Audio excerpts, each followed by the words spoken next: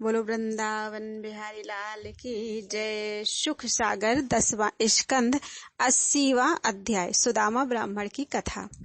राजा परीक्षित ने इतनी कथा सुनकर सुखदेव जी से विनय किया, महाराज आप समझते होंगे कि परमेश्वर की कथा व लीला सुनकर इसे संतोष हुआ होगा, सो मेरा मन अभी तक हरि कथा सुनने से नहीं भरा। सत्संग भाग्य के बिना नहीं मिलता, इससे मैं जानता हूँ कि मेरे पिछले जन्म का पुण्य सहाय हुआ जो मैंने अंत समय गंगा किनारे आकर तुम्हारा दर्शन पाया। जिस जगह परमेश्वर की कथा होकर सत्संग रहता है वहां पर देवता स्वर्ग से आते हैं। देखो, जो नारद मुनि दिन रात फिरते रहकर कहीं नहीं ठहरते, वे भी सत्संग में आकर बैठते हैं। हमारे पितरों ने हम अपने कर्मानुसार बैकुंठ से भी उत्तम स्थान पाया होगा, पर तुम्हारे मुखार विंद से जो मैंने श्रीमद् भागवत सुना है, इसलिए हमारे पितर लोग उत्तम स्थान रहने के लिए पावेंगे। जिस मनुष्य के मुख से परमेश्वर का नाम नहीं निकलता, उसको पशु से भी निषिद्ध समझना चाहिए। जो कानों से भगवान की स्तुति व कथा नहीं सुनता, उसके कान सर्प व बिच्छू के बिल के समान है। जो सिर हरि मंदिर व देव स्थान पर साधु व ब्राह्मण के सम्मुख दंडवत नहीं करता, वह मस्तक अंग पर बोझ के समान समझना उचित है। जो आंख श्याम सुंदर का दर्शन व प्रकट व ध्यान नहीं करती, वह आंख मोर पंख के समान समझनी चाहिए। जो गृहस्थ बैकुंठ नाथ का प्रेम रखकर अपने वर्ण का धर्म करते हैं, उनको योगी, सन्यासी और परमहंसों से उत्तम जानना चाहिए। इसलिए मनुष्य को उचित है कि मनुष्य तन पाकर हरि भजन व सत्संग में अपना जन्म बितावे। हे सुखदेव स्वामी, तुम्हारे ऊपर भगवान की बड़ी कृपा है, इसलिए चाहता हूँ कि मुझे कुछ और हरि चरित्र सुनाइए। सुखदेव जी बोले, हे राजन, तेरी बुद्धि धन्य है जो तुम हरि कथा सुनने से ऐसी प्रीति रखते हो। जो या विधि चित दे सुने हरि की कथा पुराण, कृपा करते हैं ताहि पर माखन प्रभु भगवान। हे परीक्षित, अब हम सुदामा ब्राह्मण की कथा कहते हैं, जिसका दरिद्र श्याम सुंदर ने छुड़ाया और उसे कुबेर देवता के समान द्रव्य व इंद्र का ऐसा सुख दिया था कि दक्षिण दिशा द्राविण देश में विदर्भ नाम का एक नगर था। वहां के राजा व प्रजा अपने कर्म व धर्म से रहकर साधु व ब्राह्मण की सेवा किया करते थे। उसी नगर में सुदामा ब्राह्मण वेद व शास्त्र का पढ़ा हुआ श्री कृष्ण जी का गुरु भाई रहता था। वह ऐसी गरीबी से अपना जन्म काटता था कि उसे तन भर कपड़ा व पेट भर भोजन नहीं मिलता था।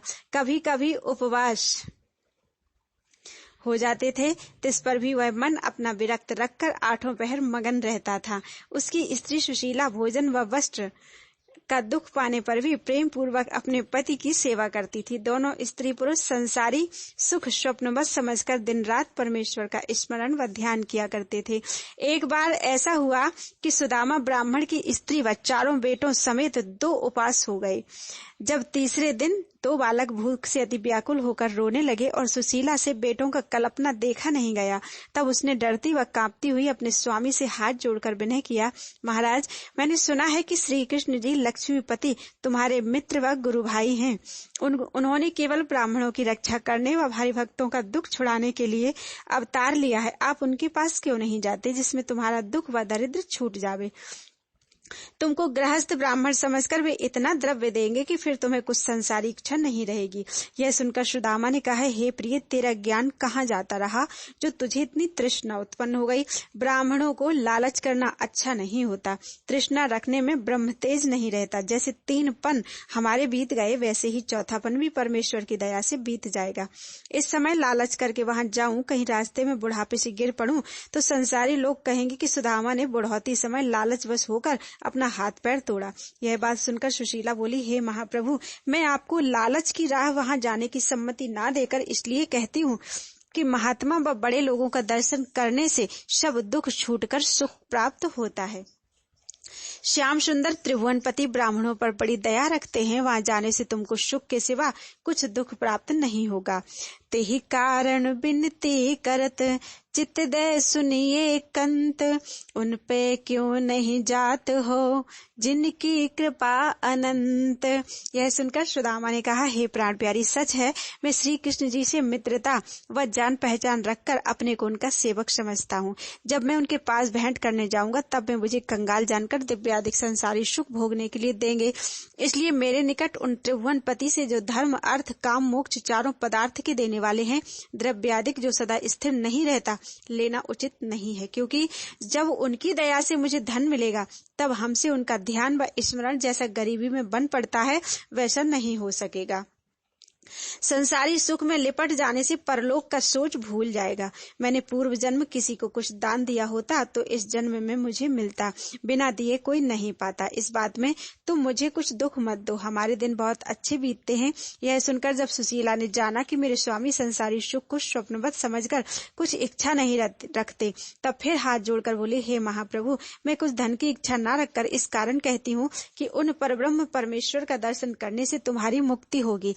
यह सुनकर सुदामा बोले, ए प्राण प्यारी, गुरु व महात्मा के यहाँ बिना कुछ भेंट लिए जाना उचित नहीं है, और मैं ऐसी सामर्थ्य नहीं रखता जो कुछ वस्तु उनके वास्ते ले जाऊं। यह बात सुनते ही सुशीला प्रसन्न होकर 4 मुट्ठी चावल अपने 4 पड़ोसियों से मांग ले आई। पुरानी धोती के लत्ते में बांधकर अपने स्वामी को देकर कहा, महाराज, हम कंगालों की थोड़ी सी भेंट त्रिभुवनपति बड़ी प्रसन्नता से लेंगे। जब सुदामा ने चावल भेंट देने के लिए पाया तब वह पोटली कांख में दबाकर लोटा डोरी कंधे पर धर ली और गणेश जी को मनाकर लाठी लिए राह में यह विचार करता द्वारिका की ओर चला कि मेरे भाग्य में द्रव्य मिलना तो नहीं लिखा है, पर कृष्णचंद आनंद कंद का दर्शन पाकर अपना जन्म सफल करूंगा। परंतु एक बात की चिंता मुझे है कि श्याम सुंदर त्रिभुवनपति 16,108 महलों में रानियों के पास रहते हैं। वहां बड़े बड़े राजाओं का पहुंचना कठिन है। मुझे कंगाल मनुष्य को कौन जाने देगा? मेरी खबर उनको किस तरह पहुंचेगी?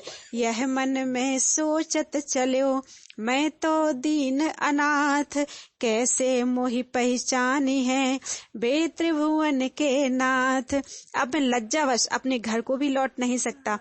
बड़े सोच की बात है जो अपनी झोपड़ी को, जिसमें भीख मांगकर आनंद पूर्वक दिन काटता था, हाथ से खोई।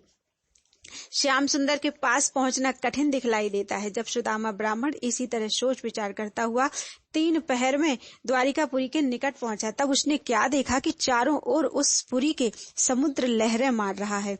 उत्तम उत्तम रत्न जड़ित स्थान बने हैं। सब छोटे बड़ों के घर में मंगलाचार व हरि चर्चा हो रही है। जब सुदामा ब्राह्मण यह सब आनंद देखता हुआ श्याम सुंदर की ड्योढ़ी पर पहुंचा, तब इस भय से कि मुझको भीतर कोई जाने से रोक न दे, बारंबार पीछे देखता हुआ आगे को चला।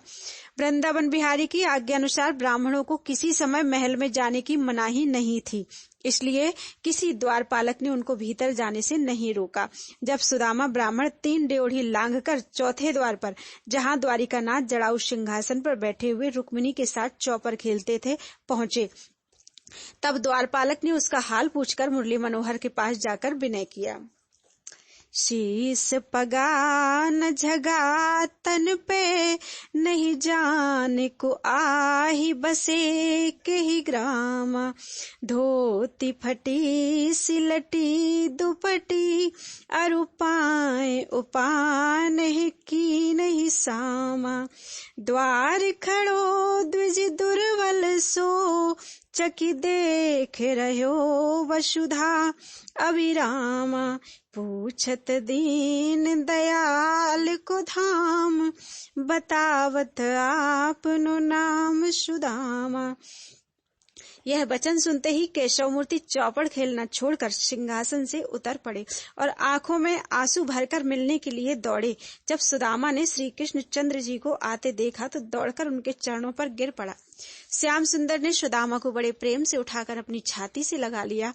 इतनी कृपा द्वारिकानाथ की अपने ऊपर देखकर सुदामा मन में कहने लगा, हे परमेश्वर, मैं यह हाल प्रकट देखता हूँ या स्वप्न में?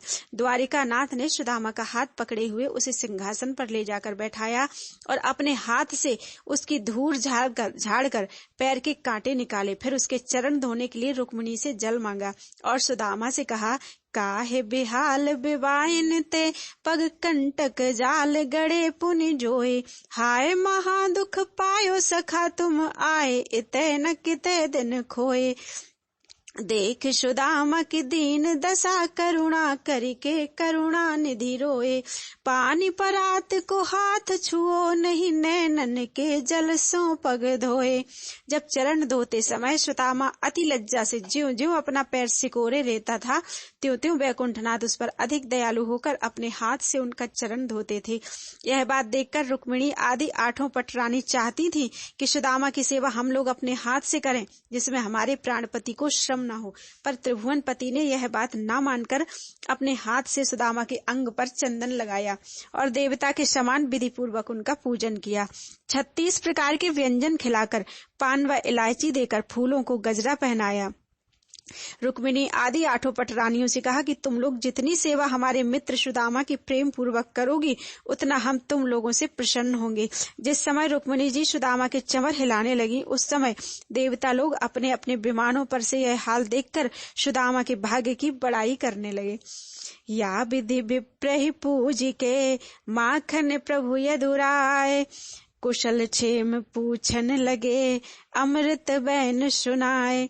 इतनी कथा सुनाकर सुखदेव जी बोले, हे परीक्षित, यह चरित्र देखते ही रुक्मिणी व सत्यभामा आदि द्वारिकानाथ की सब स्त्रियां जो यदुवंशी वहां पर थे, अचंभा मानकर आपस में कहने लगे कि रूपवान व धनपात्र का सब लोग आदर करते हैं, इस दरिद्री बूढ़े ब्राह्मण ने ना मालूम पिछले जन्म में ऐसा कौन सा भारी तप किया था और गुण इसमें कौन सा भरा है, जिसके कारण त्रिभुवनपति अपने हाथ से इसकी इतनी सेवा करते हैं।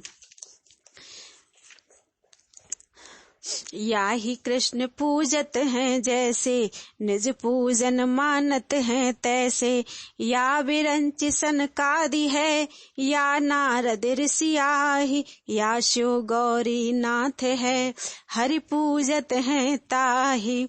उस समय सत्यभामा ने, जो बड़ी बोलने वाली थी, दूसरी स्त्रियों से कहा कि श्री कृष्ण जी सदा हम लोगों के साथ अभिमान भरी हुई बातें किया करते हैं। अब उनके मित्र को देखो, जिसने जन्म भर नया कपड़ा कभी स्वप्न में नहीं देखा, पहनने की कौन कहे, ना मालूम ये ब्राह्मण देवता किस नगर में रहते हैं, जिन पर ऐसा दरिद्र छा रहा है। पर इसका बड़ा भाग्य समझना चाहिए जिसने बैकुंठनाथ को ऐसा वश में कर लिया। पहले मैंने नंद व यशोदा, इनके माता पिता के गौ चराने का हाल सुना था और आप दही मक्खन चुरा कर खाया करते थे। अब इनके मित्र को देखकर मुझे विश्वास हुआ कि वे सब बातें सत्य हैं। जब सुदामा ने ऐसी कृपा श्याम सुंदर की अपने ऊपर देखी, तब उसने मन में समझा कि केशव मूर्ति ने मुझे नहीं पहचाना, किसी दूसरे के धोखे से मेरी सेवा करते हैं, मैं इस योग्य नहीं हूँ। बैकुंठनाथ अंतर्यामी ने यह हाल जानकर उसका संदेह छुड़ाने के लिए कहा, हे मित्र, तुमको याद होगा जब हम और तुम दोनों मनुष्य एक साथ सांदीपन गुरु के यहाँ विद्या पढ़ते थे और उन्हीं दिनों तुम्हारा विवाह हुआ था। सो बतलाओ, हमारी भौजाई अच्छी तरह है? तुम राह में क्षेम कुशल से यहाँ तक पहुँच गए। मुझको तुम्हारे देखने की चाह लगी थी, तुमने बड़ी दया की जो अपने चरणों से मेरा स्थान पवित्र करके मुझे दर्शन दिया। मैं अच्छी तरह जानता हूँ कि तुम उन दिनों में भी अपना मन विरक्त रखते थे। बताओ अब किस तरह बीतती है। जिस तरह 16,108 स्त्री रहने पर भी मैं किसी के अधीन नहीं रहता, उसी तरह ज्ञानी लोग संसार में रहकर अपना मन विरक्त रखते हैं। सकल वस्तु संसार की कबहु सुस्थिर नाही, तेहि कारण ज्ञानी पुरुष चित्त न धरत धन माहि। हे सुदामा, जैसी प्रीति व दया से महात्मा पुरुष सांदीपन गुरु ने हम सबको विद्या पढ़ाई थी, उसमें से एक अक्षर पढ़ने के बदले हम जन्म भर उऋण नहीं हो सकते।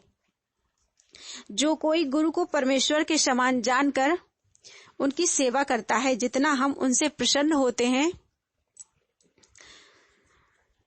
उतना यज्ञ व तप व दान करने वालों से खुश नहीं होते। गुरु सेवा दुर्लभ महा, चित दय करे जो कोय, जो मन में इच्छा करे सो सब पूर्ण होए। हे सुदामा, तुमने भी पढ़ने लिखने में हमारी बड़ी सहायता की थी और मेरे बदले गुरु की सेवा करते थे। यह बात तुमको याद होगी कि जब एक दिन गुरु की स्त्री ने हमें और तुम्हें वन में लकड़ी ले आने के लिए भेजा था, तब तुमने हमारे बदले भी लकड़ी तोड़कर कहा था कि तुम्हारे हाथ कोमल हैं, लकड़ी तोड़ने में दुख होगा। जब लकड़ी का बोझ सिर पर लेकर दोनों आदमी घर को चले, तब ऐसी आंधी चलकर पानी बरसने लगा कि 10 पग रास्ता चलना कठिन हो गया। पवन झकोरे तेज सो, शीत भयो दुखदाय, काठ भार मस्तक धरे, हमको लियो छिपाए। बहुत भांति रक्षा करी, आप रहे दुख माही, तुम्हारी प्रीति अनंत है, उरण होत मैं नाही। जब उस दिन हम और तुम आंधी चलने व पानी बरसने से घर तक ना पहुंचकर रात को वन में रह गए, तब गुरुजी अपनी स्त्री पर बहुत क्रोधित होकर प्रातः समय हम दोनों को वन में ढूंढने आए और व्याकुलता से हमारा व तुम्हारा नाम पुकार पुकार कर कहने लगे कि तुम लोग जहाँ पर हो वहां से बोलो, जिसमें मुझे धैर्य हो जाए, नहीं तो तुम्हारे सोच में मेरे प्राण निकलना चाहते हैं। जब गुरुजी ने रोते व चिल्लाते हमारे पास पहुंचकर हमको सर्दी से कांपते हुए देखा, तब दौड़कर प्रेम से उठा लिया और हमारा सिर व मुंह चूमकर बोले, तुम लोगों ने अपनी सेवा से मुझे बहुत प्रसन्न किया, इसके लिए तुमको आशीर्वाद देता हूँ कि सब विद्या तुमको याद होकर कभी न भूले और गुरु के चरणों में तुम्हारी निष्कपट प्रीति बनी रहे। हे सुदामा, जब से विद्या पाकर हम और तुम बिलग हुए, तब से आज तुमको देखकर मुझे ऐसा आनंद प्राप्त हुआ मानो सांदीपन गुरु का दर्शन पाया। जब यह सुनकर सुदामा का संदेह छूट गया, तब उसने नम्रता से हाथ जोड़कर विनय किया, हे स्वामी, तुम त्रिभुवन पति होकर मुझे क्यों इतना लज्जित करते हो? चारों वेद आपके श्वास से निकले हैं, तीनों लोकों के जीव तुम्हारा पूजन करते हैं। आपने केवल संसारी जीवों को राह दिखलाने के लिए गुरु से विद्या पढ़ी है। आपके आदि अंत को कोई नहीं जान सकता। आप सब जगत के माता पिता अविनाशी पुरुष होकर संसारी व्यवहार अपनी इच्छा से करते हैं। आपका नाश कभी नहीं होता। जो लोग प्रेम पूर्वक आपका नाम जप कर तुम्हारी कथा व कीर्तन सुनते हैं, उनको संसार में यश प्राप्त होकर अंत समय मुक्ति मिलती है। जब शेषनाग हजार मुख से दिन रात आपकी चर्चा रखने पर भी तुम्हारे भेद को नहीं पहुंच सकते, तब देवता व संसारी जीवों की क्या सामर्थ्य है जो तुम्हारा आदि व अंत जान सके। आप पलक भांजते भर में 14 भुवन उत्पन्न व नाश करने की सामर्थ्य रखकर सब जीवों का पालन करते हैं। आप सदा एक रस रहकर घटने बढ़ने से कुछ प्रयोजन नहीं रखते। तुम्हारा चमत्कार सब जीवों में है। आप अपने तेज से प्रकाशित रहते हैं। तुम अपनी इच्छा से मनुष्य तन धरकर जो काम मनुष्य को करना चाहिए, यह बात संसारी जीवों को राह दिखलाने के लिए करते हो, नहीं तो आप जन्म मरण से रहित हैं। तुम्हारे काम व अवतार की गिनती कोई नहीं कर सकता। हे दीनानाथ, जिस चतुर्भुजी मूर्ति से आप जर्द पीतांबर व वैजंती माला पहने, शंख चक्र गदा पद्म धारण किए गरुड़ पर बैठते हैं, उस रूप को मैं हजारों दंडवत करता हूँ। सब छोटे बड़ों को अपना बालक समझकर आप गरीबों पर अधिक दया करते हैं। तीनों लोकों में किसी का डर ना रखकर अभिमानियों का अहंकार तोड़ देते हैं। तुम्हारा श्याम वर्ण अंग ऐसा सुंदर और कोमल है, कमल रूपी आंखें हंसते हुए मुखार बिंद पर ऐसी शोभा देती हैं जिनका वर्णन मुझसे नहीं हो सकता। मेरे पूर्व जन्म का पुण्य सहाय हुआ जो तुम्हारे चरणों का दर्शन पाया। अब मैं कुछ इच्छा ना रखकर यही चाहता हूँ कि 8 पहर तुम्हारे स्मरण व ध्यान में लीन रहकर संसारी व्यवहार को स्वप्न के समान समझूं। बोलो वृंदावन बिहारी लाल की जय।